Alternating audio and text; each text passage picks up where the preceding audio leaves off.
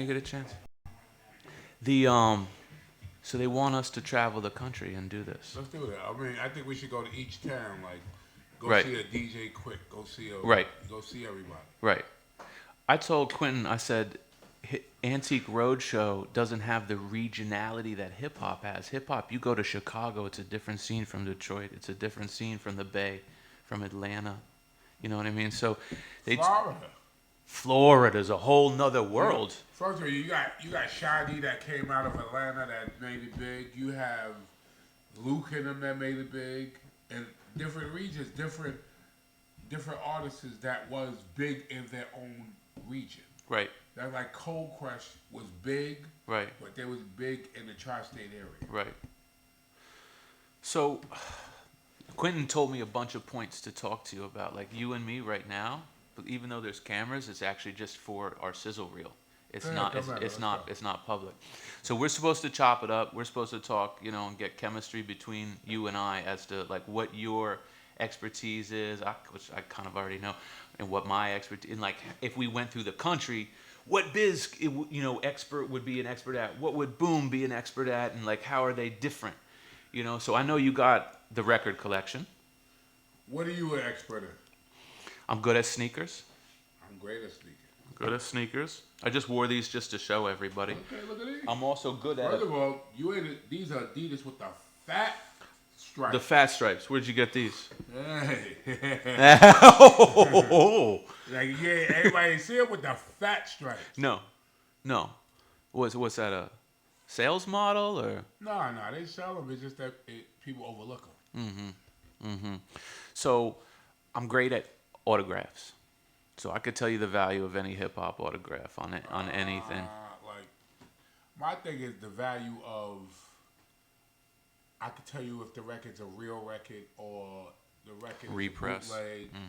I could tell you as far as if you got gazelles on or gazelles. Right. Which these are. Yeah, The second. I could tell you authenticity of anything. Yeah. How are you? So we got a few interesting pieces of clothing that you might find fascinating. We got a Suge Knight one of one Jeff Hamilton jacket that he had Jeff Hamilton make for Snoop Dogg's, doggy Yeah, but style. that's new stuff. Yeah. No, this was an original. No, but it's still before. It's still in the 90s. Yeah. I'm talking about stuff 70s, 80s. Oh yeah. What about flyers and posters? I got a million flyers. Really? And I can tell you the authenticity. I usually have the tape to the flyer. The tape? The actual cassette. Whatever the flyer was, I got the cassette to the flyer. Do you know Geechee Dan? The tape man? Yeah. You know? Yeah, Cool. he's Yeah, no, close. No, I'm because you said tapes. Those park You jams got a are. couple. Like, you got to go to like Tape Master from Queens. You got to go to like Troy Smith. Uh-huh. And plus me, I'm a Tape Master too. So. Right. I So film too, old school film, like from the 80s. really, I got Crash Crew singing "When You Walking Down the Street with You." Yeah, because we just had Shaw Rock on my show. Shout out to my peoples. I got them performing with the What with year? The Funky Four. What year? One is 78. One is You got a 78? 79 to 80, and I got one in a roller skate ring. Shit, Damn, I should have bought my iPad. I could have showed you this. that's wild. So I can't. I got Cold Quest performing all their routines. Well, Kaz is like one of my closest friends. You What? called Kaz? I what- was just with Kaz. Just I did church wedding. Oh, that's yesterday. right. I saw that. How was that? That looked amazing. It was the best wedding I haven't been. That was a good hood wedding. The food was good. Plus, Tretch behaved. Everybody behaved. It was perfect. That's That not was a one of the that's a classiest joints. That's a Christian thing he put on his Yeah, head. I mean, anybody can do anything. I mean, That's not a real tattoo he had on though, was it's a it? real tattoo. He now has a tattoo of a cross between his eyes. I mean, but the body is a canvas anyway. Yeah. You can do anything to your body. We can't take it with us when we go. I saw everyone at that wedding. Busy, our boy Busy B was Everybody there. was there. Ice T, Shantae, Shantae, everyone was there. Pepper, Everyone was there. Latifah. Yeah. Everybody was there. What you know about his wife? Have you met her? Other than. Oh yeah, she's cool. She's a down home good person. Well, you gotta be to deal with Tretch. I mean, you gotta be a Oh, she from Ohio too. confident woman. She probably could get down with it. You gotta get down. You gotta get down with Trigger it. Tretch, yeah. Tretch. I knew Tretch since he was younger. So you guys were all just hanging out at that wedding, and he The went wedding was out the of his best way wedding. to invite all you legends. That's kind of wild, actually. Yeah, I was the DJ, so. Oh, you were DJing the whole thing? Yeah. Oh man, that's amazing. So what do you think got you into like collecting other than personal satisfaction? I was one of them. Like I know you heard the record, The Vapors. Of course. So I was one of them that always tried out for a group and couldn't get in. Like the neighborhood block, since I didn't have the coolest clothes or I couldn't stay out late. Right. You know, so that made me practice and get everything. So I started just collecting memorabilia, collecting tapes. Then after Before you became a musician. Before biz. Before biz. I was practicing doing the beatbox, rapping, dancing, any way that I could get it. Wow. Graffiti, whatever. So what happened is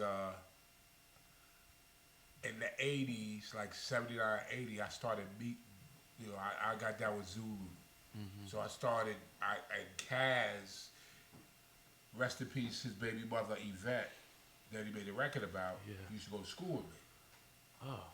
So then I started going to the Bronx. I just started going places by myself. I started being a nomad. You have brothers or sisters? I got everything. Right? But my brothers and sisters is doctors, lawyers, cops, nurses, so they're not on that. Professionals. Only my brother Sheldon, you know, Diamond Shell. Yeah. He got it after I got on. Right. So I started I thought making as many friends and meeting as many people as possible, so when your record come out, they'll pick up your record. So I started battling people in the Bronx, Brooklyn, Queens, Long Island, Staten Island, Connecticut. So I will battle them in beatbox. How were you in rap. the beginning? When you first started, be honest, how were you in the beginning? Very beginning. I was always funny, so. Okay. It wasn't like I was crafty like a Kaz or, right. You know, like a Kaz or a Melly Mel or Kumo D. They was, right. They had to be brung here from planet Zamoka or something. Because they was incredible. like a L Brothers. Like I was like, they ain't human. Like the L Brothers or Sporty G or any of these guys. They came from planet Zamoka or something. They just... They wasn't regular. They wasn't regular. Just like. So you was looking at them though, like, okay, so they got that lane. I'm gonna get it my own lane. Like besides me looking at them, I'm looking at them like, yo, I want to be them. Like my thing is Busy B. That's why my first name was Busy B Markie, right? So my first tape was the L Brothers tape. So the L Brothers tape was consist of Grandma's and Theodore, Busy B, Kerry Kev Master Rob. Master Rob was my favorite rapper, but my name was, you know what I mean? So I had, Busy B was my favorite rapper too, so I took Busy B Markie because I was living in Long Island. So I'm living in Brentwood and Patchogue. Uh-huh. So the Bronx is so the Bronx. So it's a whole nother cool universe, name. Right, it's like 50 Cent getting 50 Cent to kill his name. Right. So that was okay to have some, I mean, there was many grandmasters. But everybody looked at me like I was crazy, so, you know, I started having to just making my own style. Is Busy aware of that? Oh yeah, Busy though. I just did a remix for him. He and Kaz looked amazing the other night. Yo, but the thing is, whatever they've been through, they still here. Yeah, and still love hip hop. And still got the skill. Yeah. And the thing is, I'd say a lot of people try to be new school. If you already got the skill, the only thing rap is verbal warfare and the way you carry yourself. Right. Like, I don't think there'll never be another me. And I'm not trying to brag or nothing. No. But that's a fact. Never be. Yeah. Like, no matter what anybody say, yeah, King Tip the Third, whatever, but there'll never be another Rapper's Delight. Right. No. And that was kind of the cool thing, you know, when we did our grand opening was on the 40th anniversary of Rapper's Delight. I felt like the sun, the moon, and the stars collided because, you know, there's no other hip-hop museums. And all due respect to the, you know, I'm from Brooklyn, so all due respect, Henry Street in Brooklyn Heights. All right. But, Rocky and them at Yeah, Universal. tall Rocky. Yeah, I Used mean, to be with Jazzy J. and Tough City Records and whatnot. No, he used to be with Strong City. Strong Records. City Records. Keep going. My point is that like when I saw that they had spent so many years and didn't seem any closer, do you know what I mean, to a final destination of an actual museum, that actually encouraged me because I've been, later than yourself, but DJing, producing, engineering, living hip hop since 1976 in my case, and I saw. Huh? I was born in '76. Oh, you I'm born, born in in '76. Okay. Yeah, no. Because a lot of people be saying hip hop started in 1970 and No. 71, 72, where to me, organized hip hop has started 77, 78, maybe 76. Organized hip hop. What I'm talking about, organized hip hop, is like a rapper Right. or a couple of rappers Right. with somebody cutting the record. Right. I keep. Who do you attribute that to in '77 though? Like when you say what you The just first said. tape I heard with the L Brothers. Now, I heard that Furious 4 was out, Funky 4 was out with Raheem, and, the Kaz's and everybody was out. But the first tape I heard was the L Brothers. That was me, G, Cordio, Grand Wizard Theodore, with the three MCs. That's the first tape I ever heard. Then I heard a Funky 4 tape, and I heard a Furious 4 tape. Mm-hmm. So, and there was a dude named Milton. He had a sister named Myrna and somebody else. They had a whole bunch of tapes. I used to just hang with them to listen to the tape. Right. They lived around a corner from me in Brentwood. They moved out from, I don't know if it's Puerto Rico or the Bronx. Uh-huh. And they had some brothers that used to have the tapes. Uh-huh. So. Did you ever record yourself in a boombox before you got going? Oh, that yeah. kind of like I was the beatbox. next to the yeah. So I had like like one of them little. I used to, cause I didn't have instruments and stuff. So I used to just practice or. So Cool Rock C says that Buffy never heard anyone beatbox in his life before he started beatboxing. He might. The thing is, it's the world. That's why me. That's why Dougie Fresh. Right. And that's why Buffy. We all sound different. Because you all didn't listen to one another. Because if somebody bit from each other, some of us you would wouldn't hear the same yeah. sound. You have very different beatbox sounds. What made you want to do it? I've been doing it since like 8th grade. My parents thought I was crazy. I used to have to go to a psychiatrist, Dr. Condry, because I would just do beatbox, bang on the table and stuff. And they thought you were like mental. They thought I was crazy. What did I your would friends do think? records like, super spoon. You know what I mean? Yeah. So I would do the At the record, lunch table? In school? lunch table or in the house. Like I would not, even though I played sports, most of the time I'd stay in my room and I used to love to do that and record myself. But that wasn't cool at the time. I mean, that didn't That exist wasn't at the cool. time. You think if your friends heard that, they'd be like, what the hell's wrong with you? I got tapes still. Of you doing that as a child. Practice. Yeah, I got cassettes. My God. What time we got, you guys? 56?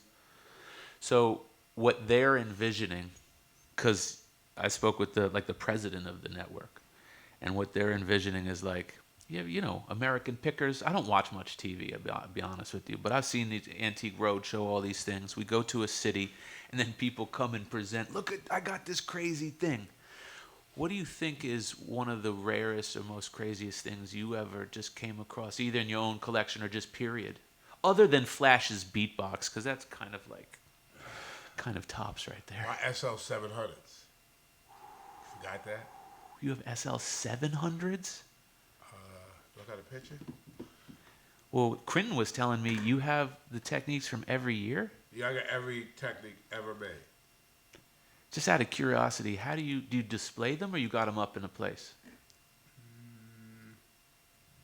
No, I got mines in my room when I want to DJ with them. I think I got a picture right. That's crazy. I got a picture. Hold on, I'll show you right now. Hold on.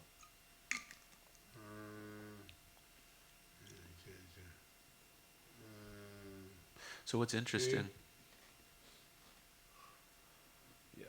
So they made those like just for you? Nah, what happened was I think in the 88, 89, when they had the transition of where 45s was obsolete, kind of, where it was just for jukeboxes. It wasn't for DJ. It never was for DJ. Then the boom of the 12-inch and the breakbeat album and the CD came. So that was Obsolete. obsolete. So in 2008, I went to Japan and did Yo Gabba Gabba. Yeah. So the kids was like me and Lance, and I didn't know that they was the family of Techniques. So I went to a thing and they showed me everything. So I traded everything for them. I got Gigantor that fly. I got Godzilla that. Wait, you hold on. You're telling me the owner of Techniques Corporation gave you the SL 700? It's a family member. Yeah. Like, so I went to the factory and I saw all different type of Techniques. But I saw them 2 pair. They would get ready to throw them out. No. Remember, you forget. No one cares about it. Oh no. You got to think in 06. Remember, No. Technique went in business. Yeah. You're right. They're literally out of business. They out of business, so they get ready to throw them out. Oh my God. So I didn't want to get super excited, I was like, yeah. And I traded them wholesale. I put the kid on Yo Gabba Gabba on stage and all that. When he said I could have them, I left my clothes there. Me and Cool V brought both of the turntables home on the plane. Like class. I'm not taking any chances of it. I'm sorry to curse, but No, it's no curse. I said, I'm not thinking, ain't going in there. I carried all of them home. Yeah. And then I fixed the ends, how, because Japan ain't our electricity. Different electricity. Yeah, so I had to fix the ends and pow. So it turns out you and I have a close friend in common, DJ Alizé. Oh, that's my boy, yeah. Zay. I'm his mentor. Yeah. So I love seeing when Facebook Live first started coming out, there was only one guy willing to go on and spin some crazy vinyl sets, and you're that guy.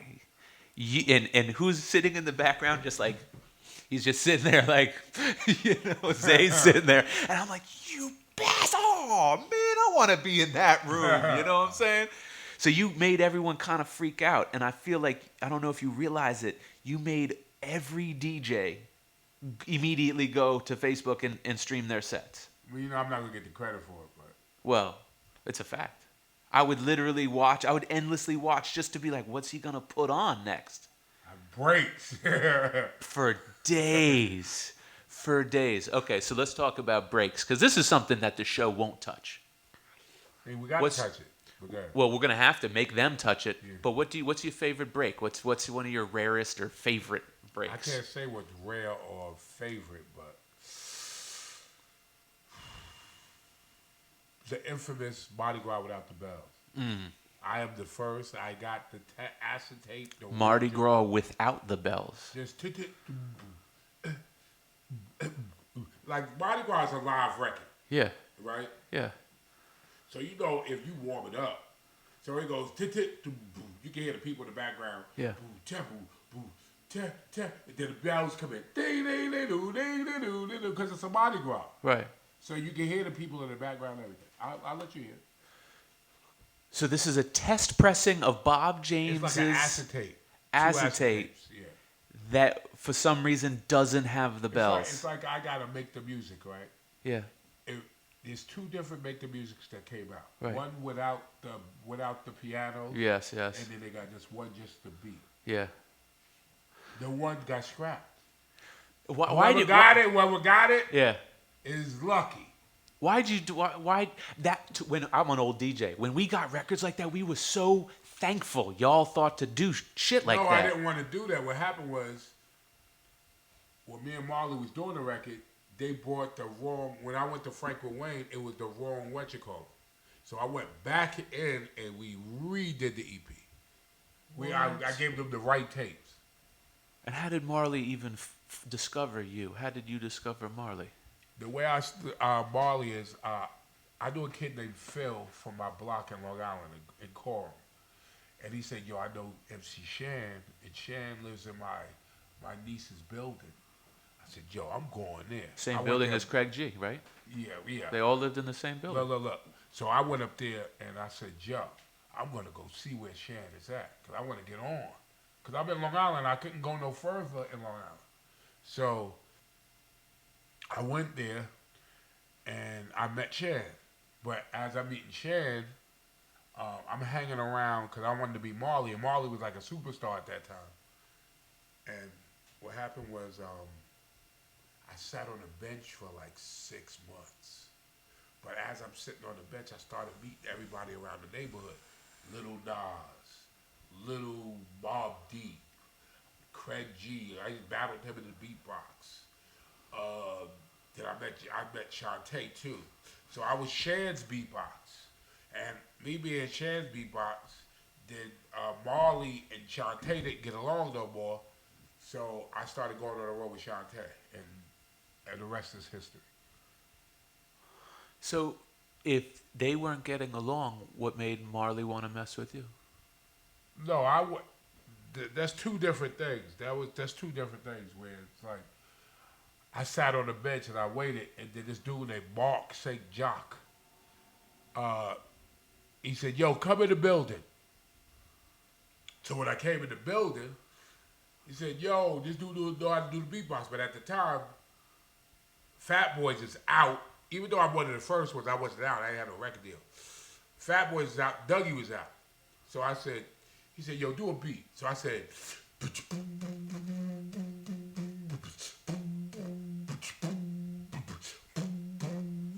and it shook the whole, so you got to think the acoustics in the building. Yeah.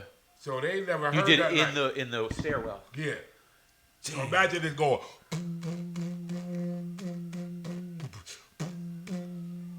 And they bugged out, and after that, I started getting down slowly, and I was on. I went out with Shan first, and then Shantae snatched me, and I was down with her. And then after that, after I made a record with Shantae, they gave me a chance to make a record, and I said, I'm not blowing this chance, so I may make the music. I made the biz dance, because I had everybody doing the dance without the record, and they made me do it Coming to Take Me Away, because I got on the label for some reason, that was it. So you know when you told the story about the Swan not wanting to do the hook. Oh, with Just a Friend? Just a Friend. Like, that video's been shared and watched so many times because I think people were really inspired. Like, I asked him, I'm about to tell you, I asked all of the singers. I think you asked like Keith Sweat. I think you asked a lot of people. I asked I think you asked I'll Be Sure. I even told him that day we was at Music Factory and he wanted to know the name of Champ. Because, Yeah. Teddy Riley and it was doing that. Because I told Teddy Riley the name of the breaks. He used them. He did the I'm not saying I just told him he didn't know the name of some of the right. breaks. Like no R&B artists knew the name of breaks. No, they didn't. And then I told most of the producers I told them the records because I was Zulu. Yeah. Zulu. One of the things in Zulu you have to know records. Right. So I'm surprised you didn't just give up on the record because like look at this right here. Can you guys see this? This is when Warner Brothers came out with the words and the music. Now, is that the words and the music of the break or of your song, you think? What do you mean? Like this is like the sheet music. This is the actual sheet music. Yeah, but I'm going to tell you that one thing with Warner Brothers, they thought since Marley wasn't down with it, they thought it wasn't going to come on. So they just threw it out there. So that's why, they gave me executive producer, even though it don't mean nothing. They gave me everything. They gave me a movie, everything, because they didn't believe it was going to come. I mean, I've never seen sheet music to any hip hop song ever. Have you? Sheet music? That's sheet music? That's sheet music. Where you get it from? I didn't even know. You tell me about the sneakers, I'll tell you about the sheet music. Okay. No, but I'm just saying like this. At that time, they thought it was it was a flop. They didn't think it was gonna hit. But I did my own promotion. I went to Frankie Crocker. I went to Howard Stern. I went around the country with my own money. What did Stern think of it? He kept playing it back. I could see Stern really getting it. To back. Wow. And then when I did the video with Lionel, the video made it go coop. So did Howard have a good part in the promotion then? Because K Uh, Rock was big in. I'm from New York, so I grew up on K Rock. I'm just saying, I thank him. He Yeah. played the record. Wow. I mean, that's not really a show you would think to play Yeah, but that that type of record. and then it went pop because it ain't like I'm rhyming. Right. I'm rhyming and I'm rhyming. Yeah. So it ain't like I'm doing a pop record. Right. Because my last record was The Vapors. Right. So it ain't like I'm a pop artist. It Right. just went pop. You know what I mean? Nobody beats the biz, picking boogers. All Yeah, of them yeah. ain't pop records. Yeah. But that crossed over to a degree I've never seen. And there's that 4-finger ring I'm talking about. Yeah, I got it. It's Yeah. a 3-finger ring. Oh, it's a 3-finger ring. It just looked big. Look, just look. And you even got some pieces from Jacob? Oh, I'm the first one with Jacob. What? The He first made one. that ring. That's a Jacob ring? That's a Jacob. Oh my God. I'm kind of speechless. This whole time I've been staring at that ring, and the whole time it's a Jacob ring. That's Jacob. That's his first piece. I spent my first 100,000 with Jacob. Yeah. So Jacob probably wouldn't be Jacob if it weren't for you. I brought a lot of people to him. Because, Who came in right after? Rick? Nah. Like, you got to think this is 88. You got to think like the Puffies and the Jay-Z's and all of them. They came in the 94s, Yeah. 95, Oh, much later. 96. Right. I've been dealing with him, a jeweler named Tito, and a jeweler named Betty Jewelers out of Queens. I've been dealing with them since 86. Damn. So who else was getting custom jewelry like that at that time? Like Slick Rick was getting some good stuff. Yeah. I'm not saying that, but Rakim? he was getting bigger. Yeah, Rakim was wearing the ropes and everything, but you got to think that's diamonds. Yeah, and it's custom. That's diamonds. That's my name. Look how big that is. Yeah. That's like this big. I know. I think I seen you wear it before, and I was even shocked when you wore it. You don't wear that very often. Nah, once in a while. Yeah. I got my pistol on me with that. I'm legal too. Yeah. That's a whole nother situation. All right. Well, I think we're winding down. I guess what we're going to do, so we're going to Skype him, and this is our audition. So they're going to do one thing with just you, one thing with just me, and then one with both of us. All right. What? We're good? Okay, so we're going to start the Skype thing in a minute. Yeah, in a minute. All right, cool.